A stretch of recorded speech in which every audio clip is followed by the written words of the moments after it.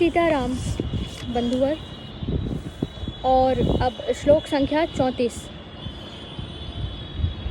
आचार्यः पितरः पुत्रः स्थतेव च पितामहः मातुलः श्वशुरः पौत्रः श्यालः संबंधिन स्थितः। गुरुजन ताऊ चाचे लड़के और उसी प्रकार दादे मामे ससुर पौत्र साले तथा और भी संबंधी लोग हैं। श्लोक संख्या 34 में अर्जुन इन संबंधियों के नाम लेकर क्या कहना चाहते हैं। आचार्य ताऊ चाचे आदि संबंधियों की बात तो संक्षेप में पहले कही जा चुकी है। यहाँ श्यालः शब्द से धृष्टद्युम्न शिखंडी और सुरथ आदि का तथा संबंधिनः से जयद्रथ आदि का स्मरण कराकर वे यह कहना चाहते हैं कि संसार में मनुष्य अपने प्यारे संबंधियों के ही लिए तो भोगों का संग्रह किया करता है। जब ये ही सब मारे जाएंगे तब राज्य भोगों की प्राप्ति से होगा ही क्या। ऐसे राज्य भोग तो दुख के ही कारण होंगे। सेना में उपस्थित शूरवीरों के साथ अपना संबंध बतलाकर अब अर्जुन किसी भी हेतु से इन्हें मारने में अपनी अनिच्छा प्रकट करते हैं। श्लोक संख्या 35। एतान हन्तुमिच्छामि घ्नतोऽपि मधुसूदन अपि त्रैलोक्य राज्यस्य हेतुः किं नु महि कृते। हे मधुसूदन, मुझे मारने पर भी अथवा तीनों लोकों के राज्य के लिए भी मैं इन सबको मारना नहीं चाहता, फिर पृथ्वी के लिए तो कहना ही क्या है।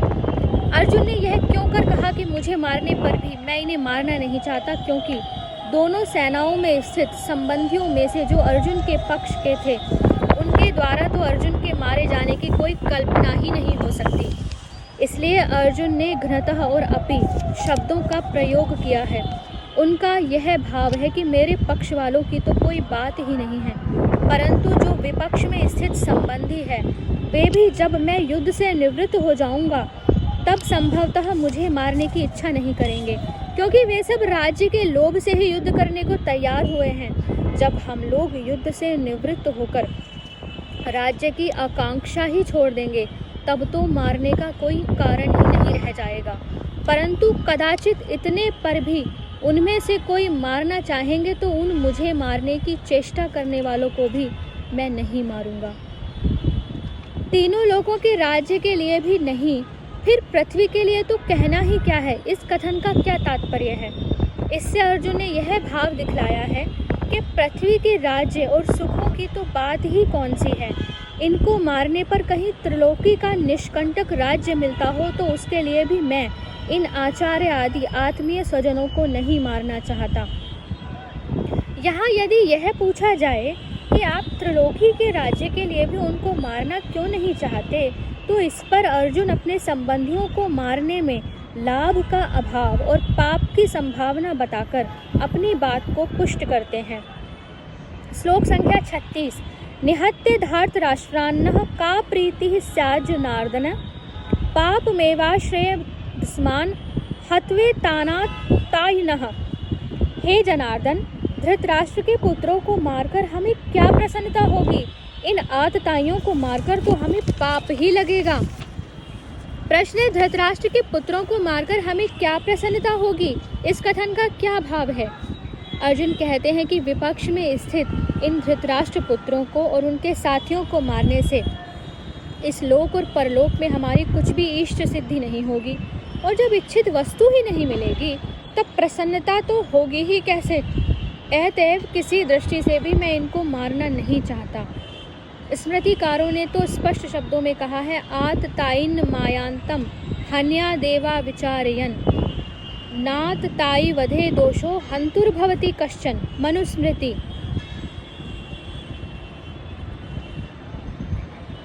अपना अनिष्ट करने के लिए आते हुए आतताई को बिना विचारे ही मार डालना चाहिए। आतताई के मारने से मारने वाले को कुछ भी दोष नहीं होता। वशिष्ठ स्मृति में आतताई के लक्षण इस प्रकार बतलाए गए हैं। अग्निदो गर्दश्चैव शस्त्र पाणिर धनापहा क्षेत्रदारापहर्ता च षडेते हाततायिनः। आग लगाने वाला, विष देने वाला, हाथ में शस्त्र लेकर मारने को उद्यत, धन हरण करने वाला, जमीन छीनने वाला और स्त्री का हरण करने वाला, ये 6 ही आतताई हैं। दुर्योधन आदि में आतताई के उपयुक्त लक्षण पूरे पाए जाते हैं। लाक्षा भवन में आग लगाकर उन्होंने पांडवों को जलाने की चेष्टा की, भीमसेन के भोजन में विष मिला दिया, हाथ में शस्त्र लेकर मारने को तैयार थे, जुए में छल करके पांडवों का समस्त धन और संपूर्ण राज्य हर लिया, अन्यायपूर्वक द्रौपदी को सभा में लाकर घोर अपमान किया और जयद्रथ उन्हें हर कर ले गया। इस अवस्था में अर्जुन ने यह कैसे कहा कि इन आतताइयों को मारकर तो हमें पाप ही लगेगा?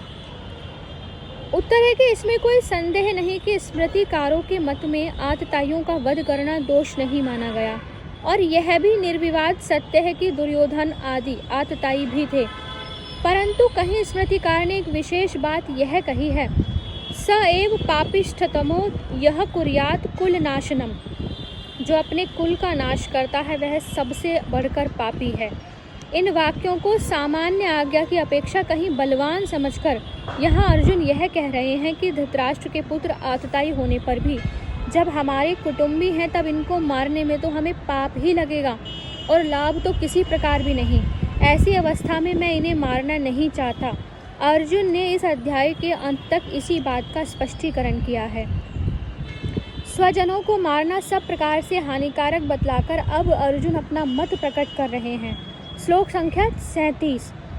तस्मान्नारः वयम हन्तुम धार्तराष्ट्रान् स्वबान्धवान् स्वजनम ही कथम हत्वा सुखिनः स्याम माधव। अतएव हे माधव, अपने ही बांधव धृतराष्ट्र के पुत्रों को मारने के लिए हम योग्य नहीं हैं, क्योंकि अपने ही कुटुंब को मारकर हम कैसे सुखी होंगे। इस श्लोक का क्या भाव है? इस श्लोक में तस्मात् पद का प्रयोग करके अर्जुन यह कह रहे हैं कि मेरी जैसी स्थिति हो रही है और युद्ध न करने के पक्ष में मैंने अब तक जो कुछ कहा है तथा मेरे विचार में जो बातें आ रही हैं, उन सब से यही निश्चित होता है कि दुर्योधन आदि बंधुओं को मारना हमारे लिए सर्वथा अनुचित है। कुटुंब को मारकर हमें इस लोक या परलोक में किसी तरह का भी कोई सुख मिले, ऐसी जरा भी संभावना नहीं है। अतएव मैं युद्ध नहीं करना चाहता। यहाँ यह प्रश्न हो सकता है कि कुटुंब नाश से होने वाला दोष तो दोनों के लिए समान ही है, फिर यदि इस दोष पर विचार करके दुर्योधन आदि युद्ध से नहीं हटते, तब तुम भी इतना विचार क्यों करते हो? तो अर्जुन 2 श्लोकों में इस बात का उत्तर देकर कहते हैं। श्लोक संख्या 38 और 39 में, यद्यप्येते न पश्यन्ति लोभोपहत चेतसः कुलक्षयकृतं दोषं मित्रद्रोहे च पातकम् कथं न ज्ञेयमस्माभिः पापादस्मान्निवर्तितुं कुलक्षयकृतं दोषं प्रपश्यद्भिर्जनार्दन। यद्यपि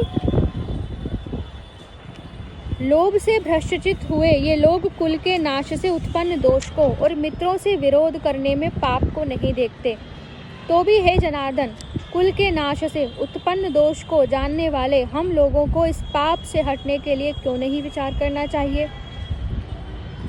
इन दोनों श्लोकों का स्पष्ट भाव क्या है?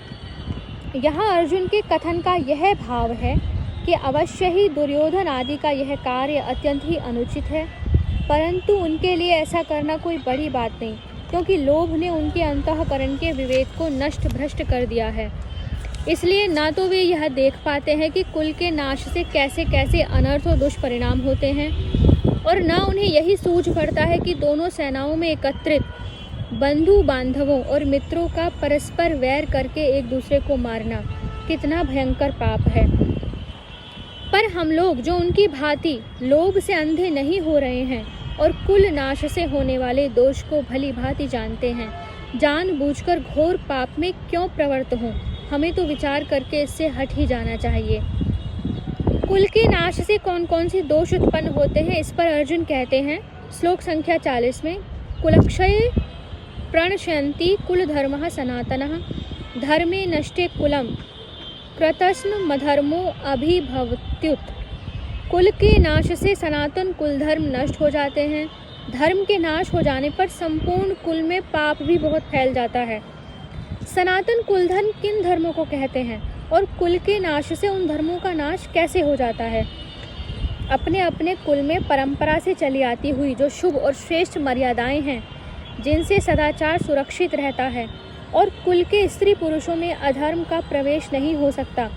उन शुभ और श्रेष्ठ कुल मर्यादाओं को सनातन कुल धर्म कहते हैं। कुल के नाश से जब इन कुल धर्मों के जानने वाले और उनको बनाए रखने वाले बड़े बूढ़े लोगों का अभाव हो जाता है, तब शेष बचे हुए बालकों और स्त्रियों में ये धर्म स्वाभाविक ही नहीं रह सकते। धर्म का नाश हो जाने पर संपूर्ण कुल में पाप भी बहुत फैल जाता है। इस कथन का क्या अभिप्राय है? 5 ऐसे हेतु हैं जिनके कारण मनुष्य अधर्म से बचता है और धर्म को सुरक्षित रखने में समर्थ होता है।